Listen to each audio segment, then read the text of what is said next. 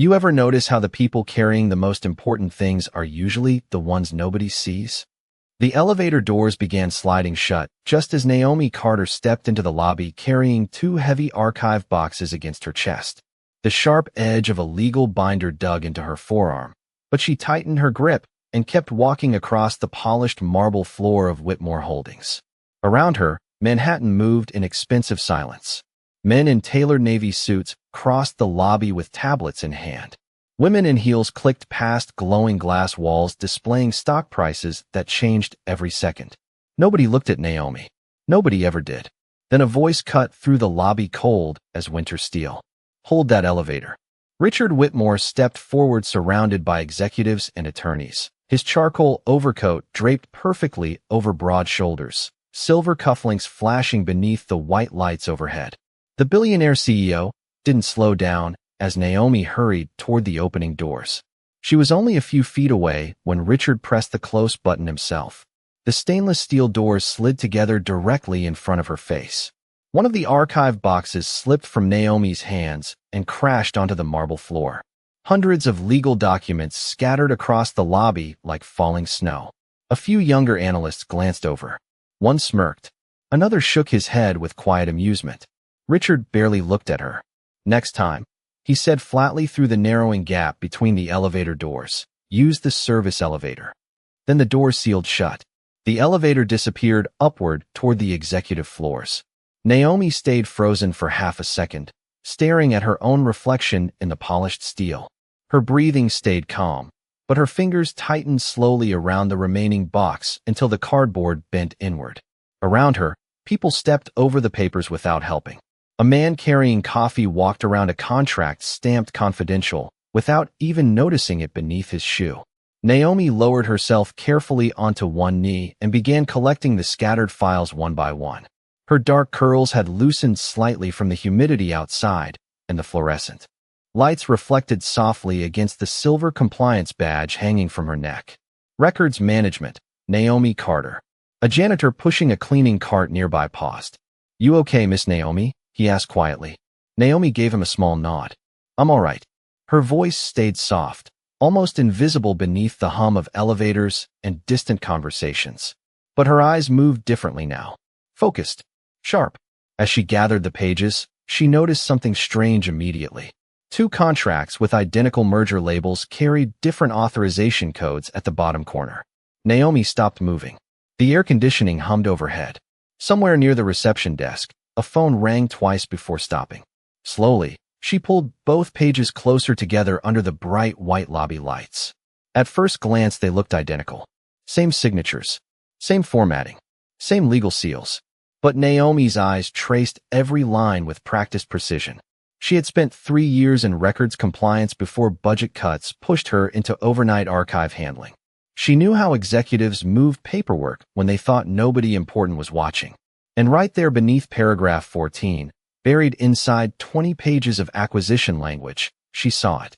One sentence had been altered. Just 12 words. 12 words that shifted voting control of Whitmore Holdings after the merger finalized at 9 a.m. the next morning. Naomi's heartbeat slowed instead of racing. That was what scared her most. She looked up toward the glowing elevator numbers climbing higher toward the executive floors where Richard Whitmore was probably preparing to sign away control of his own company without realizing it. Then Naomi looked back down at the papers in her hands as the reflection of the lobby lights flickered across the page like a warning nobody else could see. Naomi slid the altered contracts back into the archive box slowly, her fingertips lingering against the paper as if the documents themselves carried heat. Around her, the lobby continued moving like nothing had happened. The giant digital clock above reception shifted to 7:42 p.m. outside the glass walls. Rain streaked down the Manhattan skyline, turning the city lights into blurred rivers of gold and white. Naomi stood carefully, adjusting the weight of the boxes against her chest again. The service elevator sat 50 feet away near the rear hallway beside the maintenance corridor. That was the elevator people like her were expected to use. Quiet elevators. Invisible elevators. She walked toward it without looking back at the executive tower elevators Richard Whitmore had disappeared into minutes earlier. The lower floors of Whitmore Holdings felt different after dark. Softer. colder. Most employees had gone home already, leaving behind only the distant tapping of keyboards and the occasional echo of shoes crossing marble somewhere above. Naomi stepped into the service elevator and pressed floor 38. Executive conference level. The elevator hummed upward slowly. She watched the fluorescent lights flicker against the brushed steel walls while her reflection stared back at her with growing unease. Maybe she was wrong. Maybe there was another explanation. But deep down, Naomi already knew there was not. Those authorization codes had been altered intentionally. Somebody inside the company had swapped the original merger appendix with a forged version designed to transfer controlling voting rights after the acquisition closed. It was elegant, quiet, almost impossible to notice unless someone handled both versions side by side. Someone invisible enough to move through the building unnoticed. The elevator doors opened onto silence. Floor 38 looked nothing like the rest of the company. Dark walnut walls lined the corridor beside framed financial awards and abstract paintings worth more than Naomi's apartment building. Soft jazz drifted through hidden ceiling speakers. At the far end of the hallway, lights spilled beneath oversized glass doors leading into the executive boardroom. Naomi tightened her grip on the boxes and walked forward. Through the glass walls, she could see them already seated around the enormous conference table. Attorneys, investors, senior board members. Crystal water glasses reflected the white overhead lighting like tiny mirrors. Richard Whitmore stood near the windows overlooking the city, one hand in his pocket, while speaking calmly to a group of executives. Confident, untouchable. Naomi stopped outside the doors for half a second. Her pulse thudded once inside her chest. She remembered her mother's voice from years ago back in Chicago. People hear confidence before they hear truth.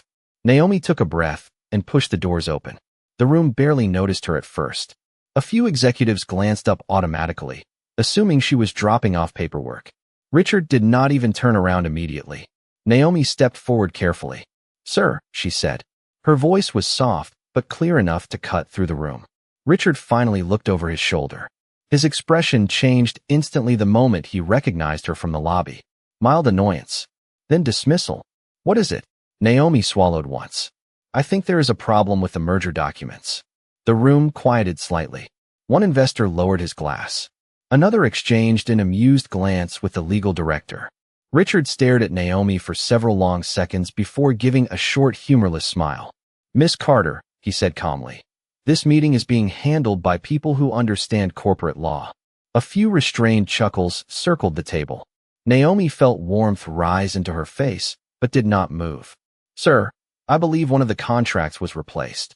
Richard walked slowly toward her now, polished shoes silent against the dark hardwood floor. Up close, the difference between them felt even larger somehow. Billionaire and records clerk. Tailored wool and worn archive gloves. Power and invisibility standing 3 feet apart beneath white conference lights.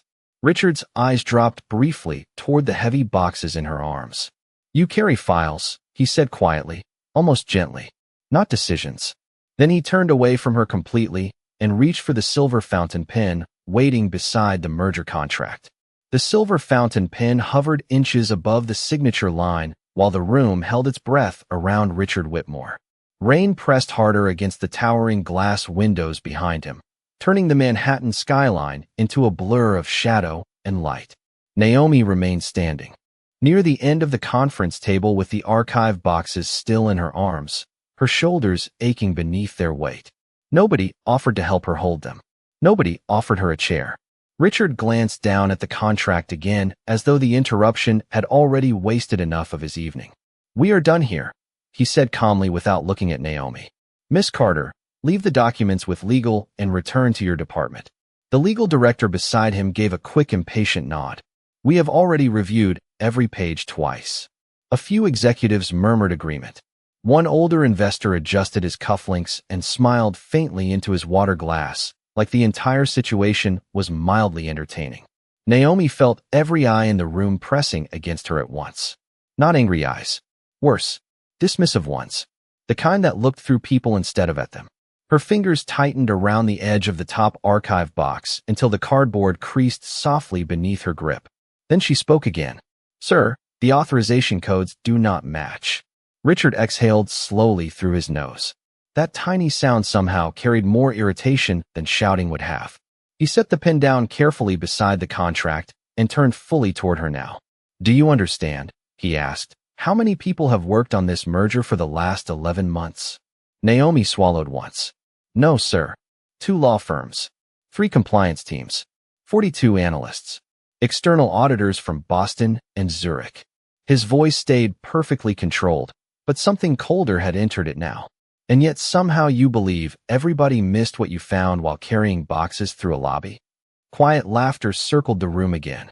Naomi could hear the low hum of the ceiling lights above her, could smell expensive coffee cooling near the investors at the far end of the table, could feel heat climbing slowly into her face while every instinct told her to apologize and leave. But she stayed where she was. "I handled the original chain of custody files last Thursday night," she said softly. The appendix language was different. Richard's expression sharpened for the first time, not because he believed her, because she had persisted. "Enough." His voice cut cleanly across the room. Silence dropped immediately afterward. Naomi looked down briefly at the folders inside the box before lifting one carefully into her hands. "Sir, if I am wrong, I will leave quietly." Richard stared at her without speaking. "But if I am right," Naomi continued, "you lose controlling interest in Whitmore Holdings at market open tomorrow morning." The words landed heavily now. No laughter followed this time. Across the table, the legal director shifted slightly in his seat. Another attorney frowned and reached toward the nearest copy of the merger packet. Richard noticed the movement immediately. His jaw tightened almost invisibly. The billionaire walked toward Naomi again, slower this time. Close enough now for her to see faint silver threading through his dark hair beneath the conference lights. "You are out of line," he said quietly. Naomi nodded once. "I know, sir." "Then why are you still talking?" For a second, Naomi almost lowered her eyes. Almost disappeared the way people expected her to. But then she remembered the altered authorization code sitting on page 14. 12 changed words hidden inside 50 pages of legal language. And she remembered her mother sitting at their kitchen table years ago, telling her something she had never forgotten. Truth does not care who carries it. Naomi lifted the folders slightly higher. Because nobody else saw it. The room went still again. Even the rain against the windows seemed quieter somehow. Richard's eyes narrowed at her for several long seconds before he finally extended his hand toward the file. Not because he trusted her. Because for the first time all night, doubt had entered the room. Richard took the folder from Naomi's hands without another word. The room watched him closely now, every movement suddenly heavier than before. Outside the glass walls, thunder rolled somewhere over Manhattan, low and distant, while rainwater slid down the windows in slow silver streaks. Richard walked back toward the head of the conference table, carrying the document Naomi had given him. The polished hardwood floor reflected faint light beneath his shoes. As he moved, nobody spoke. Even the investors who had laughed earlier sat still now, their attention fixed on the pages in Richard's hands. Naomi remained standing near the doorway with the archive boxes pressed against her ribs. Her arms had gone numb from carrying them so long, but she barely noticed anymore. Her eyes stayed locked on the merger packet spread open beneath the white conference lights. Richard flipped through the pages calmly at first. One page, then another. His face remained unreadable. Beside him, the legal director adjusted his glasses and leaned closer. "There is nothing unusual here," he murmured quietly. Richard did not answer immediately. Naomi could hear the soft turning of paper from across the room. Then Richard stopped moving. His eyes narrowed slightly. The legal director frowned. "What is it?" Richard lowered the page slowly onto the table. "The authorization code." His voice had changed, just slightly, but everybody heard it. The legal director leaned in fast now, scanning the bottom corner of the page. "That is impossible," he whispered. Across the room, another attorney opened a second copy of the contract and compared them side by side beneath the overhead lights. The silence grew heavier with every passing second. Naomi watched their expressions change one by one. Confusion first, then tension, then something colder. Richard looked back toward Naomi for the first time without dismissal in his eyes. "Where did you find the original?" Naomi swallowed carefully before answering. "Archive processing on sublevel 2.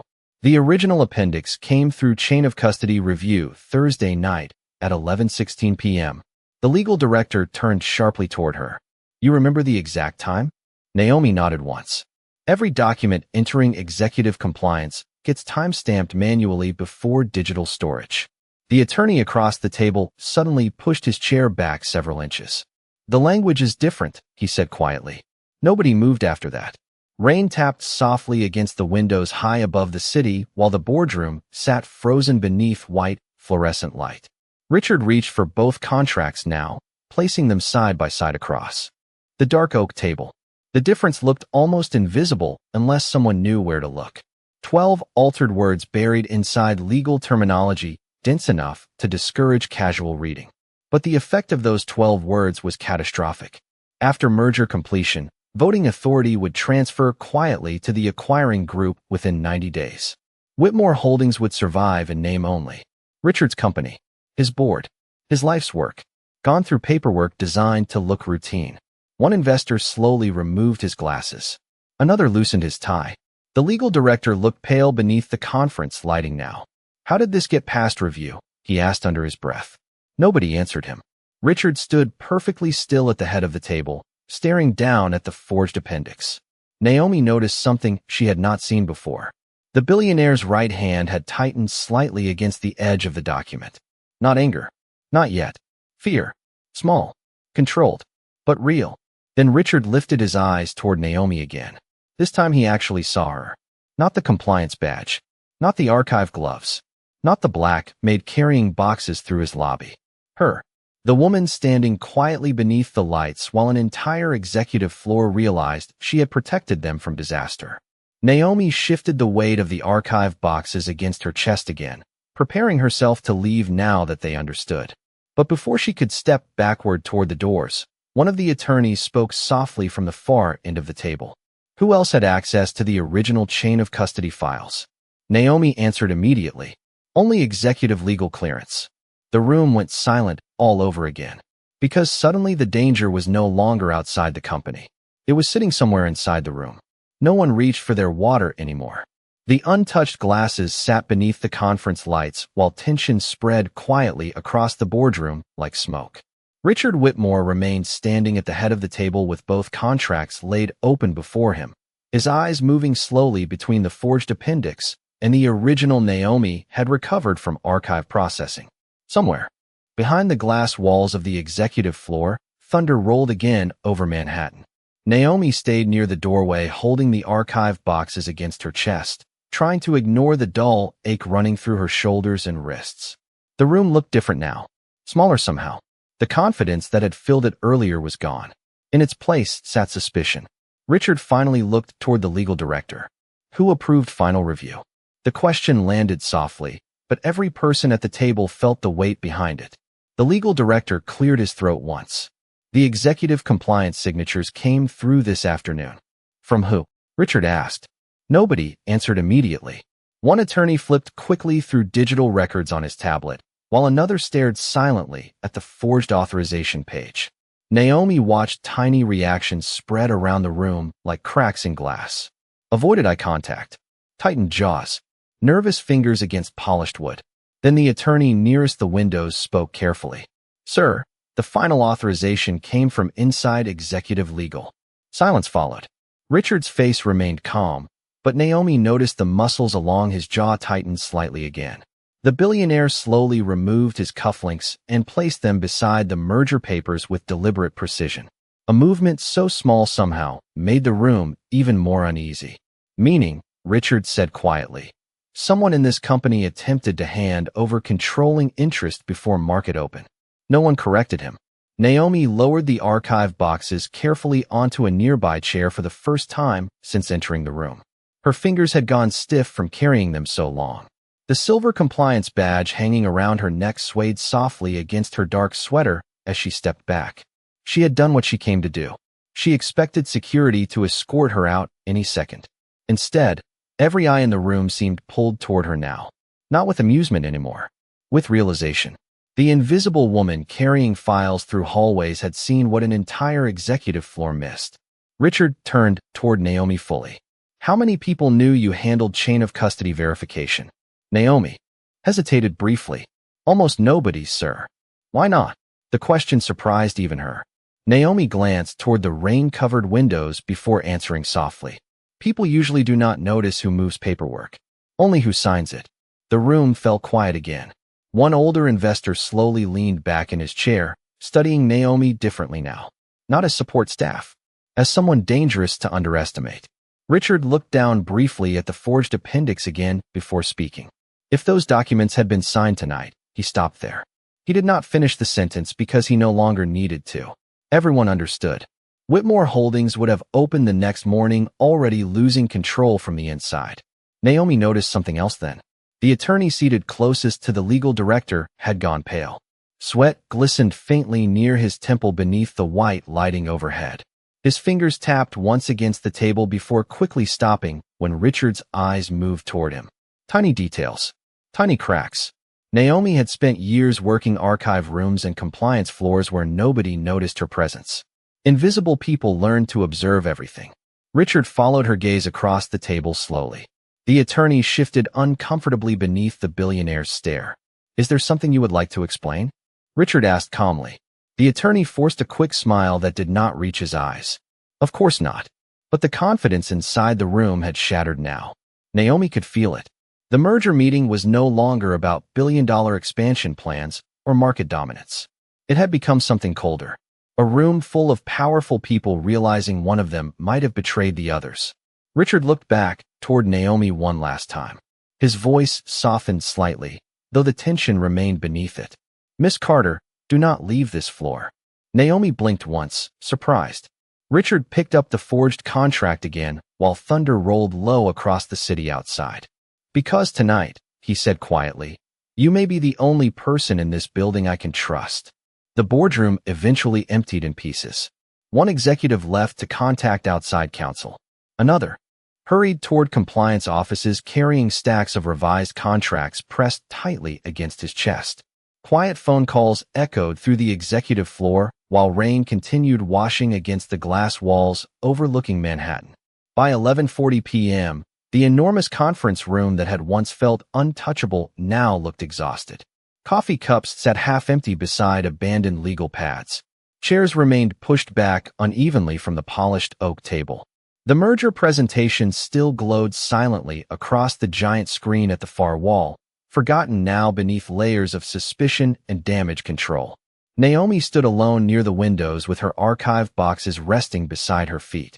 The city below shimmered through the rain like scattered gold floating underwater. Somewhere 38 floors beneath her, traffic lights shifted from red to green while taxis crawled through wet streets. The building had grown quieter, softer. She could finally hear the hum of the ventilation system overhead. Richard Whitmore remained at the head of the conference table reviewing documents under a small pool of white light. His suit jacket had been removed hours ago and folded neatly over the back of his chair. The top button of his white shirt sat open now, exposing the first signs of fatigue beneath the billionaire composure he carried so carefully all evening. Naomi noticed the difference immediately. Earlier, Richard had filled every room he entered like someone used to controlling oxygen itself. Now he looked like a man trying to understand how close he had come to losing everything without realizing it. Richard lowered another file onto the table and rubbed slowly at his eyes before finally speaking without looking up. How long have you worked here? Naomi hesitated slightly before answering. 3 years in records compliance. 6 months handling overnight archives after restructuring. Richard nodded faintly. And before that, Naomi looked back toward the rain-covered skyline. University records processing in Chicago. Law background. No, sir. Richard finally lifted his eyes toward her. Then how did you catch something my legal department missed? Naomi gave the smallest shrug. Because nobody notices the person carrying files. The answer settled quietly into the room between them. Richard leaned back slowly in his chair, studying her in silence now. Not suspiciously, thoughtfully. Naomi shifted slightly beside the windows, suddenly aware of the reflection staring back at her in the dark glass. Dark curls pulled loosely behind her neck. Archive gloves tucked into her coat pocket. Compliance badge resting against a sweater worn thin near the sleeves. She looked exactly like the kind of person executives forgot 5 seconds after walking past them. Richard's voice softened when he spoke again. When those papers fell in the lobby earlier, Naomi glanced toward him carefully. Richard lowered his gaze briefly toward the merger contracts spread across the table. I never even stopped walking. Naomi said nothing. The silence afterward carried no anger inside it, only truth. Rain tapped steadily against the windows while distant thunder rolled somewhere beyond the city. Richard stood slowly from his chair and walked toward the glass wall overlooking Manhattan. He stopped several feet away from Naomi, close enough now for both their reflections to stand side by side against the dark skyline outside. Billionaire and archive clerk mirrored beneath silver rain. Do you know what scares me most? Richard asked quietly. Naomi looked toward him. Richard kept his eyes on the city below, not the forged documents. His jaw tightened faintly. The fact that an entire room full of powerful people dismissed the one person telling the truth because of how she looked carrying a box. Naomi felt warmth rise faintly into her chest at the words, though she kept her expression calm. Richard exhaled slowly and looked down toward the lobby 38 floors below, where tiny figures crossed the marble entrance like shadows. Somewhere along the way, he said quietly, I started confusing status with value. The room fell still after that. No board members, no investors, no legal teams. Just rain against glass and two exhausted people standing beneath white office lights long after midnight, while the city moved silently beneath them. At 12:17 a.m., the call finally came through from External Compliance Counsel in Boston. Richard Whitmore answered it standing beside the rain-covered windows while Naomi remained quietly near the conference table organizing the scattered archive files nobody else wanted to touch anymore. The executive floor had become almost completely silent now. Most of the lights across neighboring offices had shut off, leaving only long reflections stretching across polished marble floors and dark glass walls. Richard listened without interrupting while the attorney on speakerphone reviewed the forensic findings line by line. Naomi could not hear every word clearly, but certain phrases carried sharply through the stillness of the room. Intentional substitution. Internal authorization breach. Transfer of voting control. Then finally, after several long seconds of silence from the other end of the line, came the sentence that changed everything. If Miss Carter had not caught the discrepancy tonight, Whitmore Holdings would have legally lost majority control by opening bell tomorrow morning. Richard closed his eyes briefly, just once. When he opened them again, something inside his expression had changed permanently. Not fear this time. Clarity. He thanked the attorney quietly and ended the call. The room stayed silent afterward except for the soft tapping of rain against glass. Naomi lowered another folder carefully into the archive box before finally speaking. So it was real. Richard turned toward her slowly. Worse than real. He walked back toward the conference table carrying the forged appendix in one hand. They structured it perfectly. If the market opened before anyone caught it, reversing control would have taken years in court. Naomi looked down at the documents beneath the white conference lights. So much power sitting quietly inside pieces of paper. Richard stopped across from her now, studying her with the same disbelief someone might reserve for surviving a disaster by inches. You saved my company tonight. Naomi lowered her eyes briefly. I just noticed something wrong. No, Richard said softly. 42 analysts reviewed these contracts. Senior attorneys reviewed them. My board reviewed them. He placed the forged appendix gently onto the table between them. You saved my company. Naomi did not know how to answer that. Her fingers moved slowly across the edge of the archive box instead. After years inside records rooms and basement storage halls, she had become comfortable being overlooked. Invisible people survived by staying quiet, by moving carefully, by never expecting recognition from rooms built for wealth and power. Yet tonight, the same people who would not even hold an elevator door for her were now rebuilding billion-dollar decisions around her words. Richard noticed the exhaustion in her face then, the dark circles beneath her eyes, the faded seam near the cuff of her sweater. Small details he had been too important to notice before.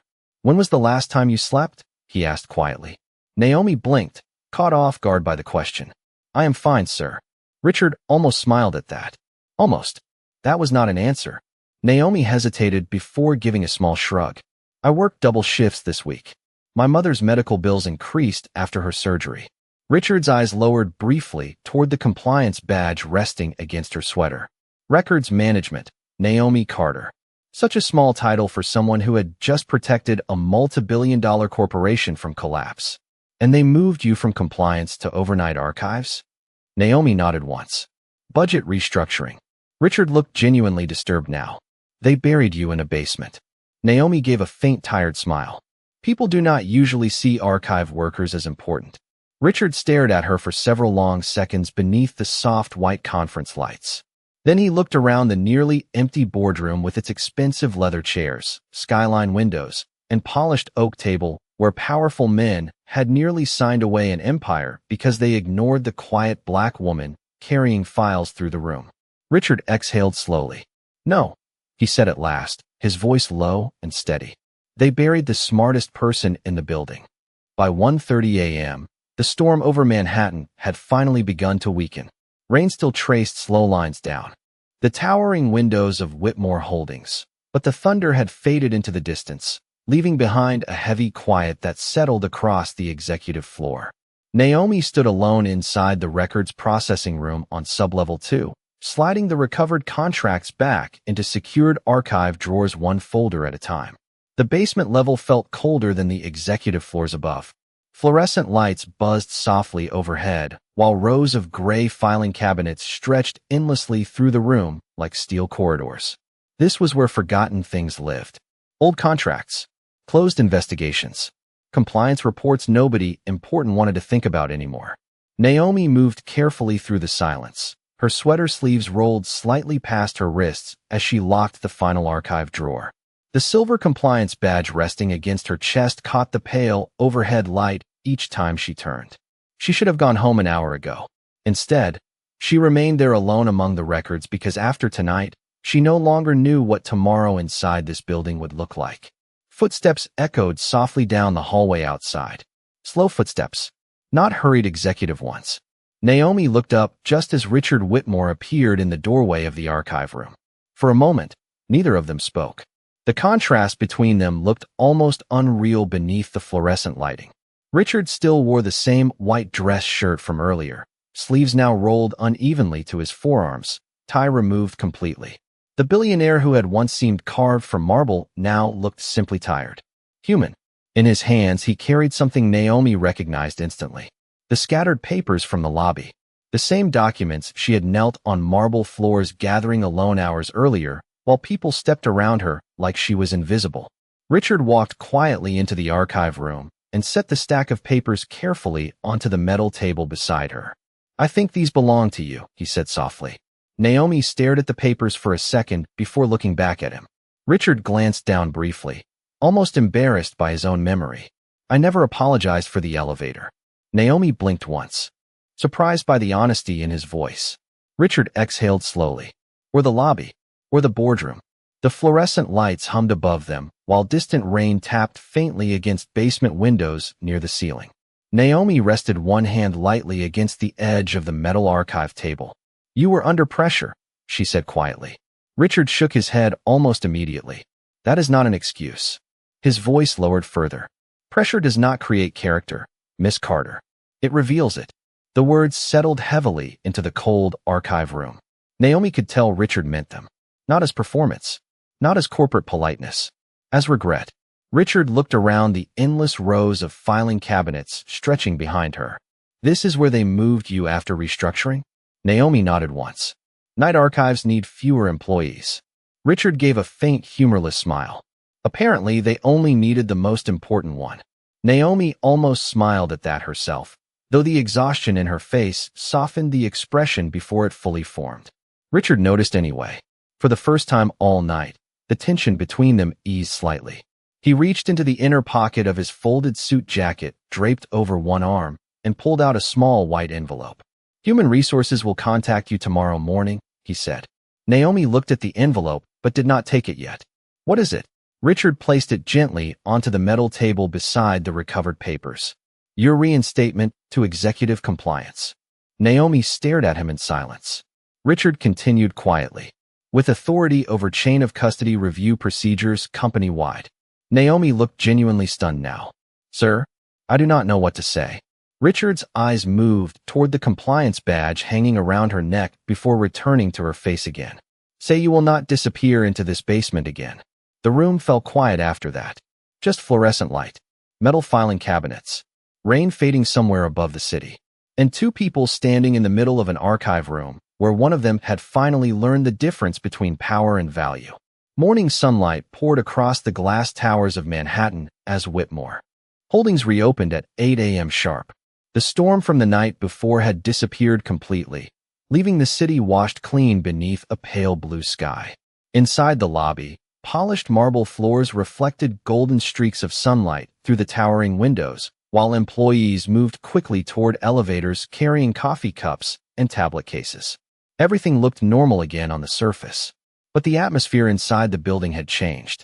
People spoke quieter. Executives walked faster. Rumors moved through the hallways like electricity. Nobody officially discussed the attempted merger sabotage, yet somehow everyone knew something enormous had nearly happened overnight. Naomi Carter stepped through the revolving lobby doors wearing the same dark coat from the evening before, though now her silver compliance badge rested against a fresh white blouse beneath it. The overnight exhaustion still lingered faintly beneath her eyes, but her posture looked different this morning. Straighter somehow. Not because she had become powerful overnight. Because for the first time in years, she no longer felt invisible inside the building. Conversations softened as she crossed the lobby. Two analysts near reception glanced toward her immediately before lowering their voices. A woman from executive legal gave Naomi a small respectful nod while passing by. Even the security guard near the front desk straightened slightly and smiled. "Morning, Miss Carter." Naomi paused for half a second at the sound of her own name, spoken with recognition instead of dismissal. "Good morning," she replied softly. Then she walked toward the elevators carrying a slim archive folder against her chest instead of heavy storage boxes. The executive elevators stood waiting at the center of the marble lobby, their polished steel doors reflecting sunlight across the floor. Naomi slowed slightly as she approached them. Yesterday, those same elevator doors had closed directly in front of her face. Yesterday, papers had scattered across this same marble floor while people stepped around her without stopping. She could still remember the sound of Richard Whitmore's voice telling her to use the service elevator. Instead, Naomi pressed the call button quietly. A few seconds later, the elevator doors opened. Richard Whitmore stood inside alone. He was already dressed for another day of meetings, charcoal suit perfectly tailored again, silver watch glinting softly beneath the morning light. But something about him looked different too. Softer around the eyes. Less distant. For one brief moment, both of them simply looked at each other across the elevator threshold while the lobby moved silently around them. Then Richard reached one hand outward and held the elevator doors fully open himself. "Good morning, Miss Carter," he said calmly. Naomi stepped into the elevator slowly. "Good morning, sir." Richard pressed the button for